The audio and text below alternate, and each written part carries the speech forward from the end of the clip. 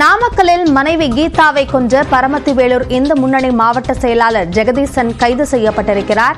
இது குறித்த கூடுதல் விவரங்களை நம்முடைய செய்தியாளர் ரவிக்குமாரிடம் கேட்கலாம். ரவிக்குமார், இந்த கொலை சம்பவம் குறித்த பின்னணியை பதிவு செய்யுங்கள். அபிநய, அதாவது நாமக்கல் மாவட்டம் பரமத்தி வேலூரில் இன்று காலையில் இந்து முன்னணி மாவட்ட செயலாளர் ஜெகதீசனுடைய மனைவி கீதா கழுத்து அறுக்கப்பட்ட நிலையில் கொலை சம்பவம் நிறைவேறி இருக்கிறது. இது தொடர்பாக அவருடைய கணவர் ஜெகதீசன் காயமுற்று படுகாயமடைந்த நிலையில் நாமக்கல் அரசு மருத்துவமனையில் சிகிச்சை பெற்று வந்தார். இந்த சூழ்நிலையில் அதாவது கீதாவின் தாயார் ஒரு புகார் மனு கொடுத்திருக்காங்க.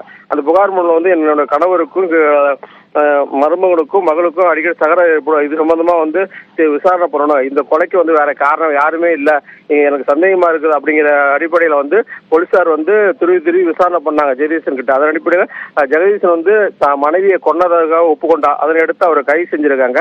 இந்த சூழலில் கைது செய்யப்பட்ட நிலையிலும் ஜெகதீசன் நாமக்கல் அரசு மருத்துவ சிகிச்சை பெற்று வர்றாரு. விரிவான விவரங்களுக்கு நன்றி ரவிக்குமார்.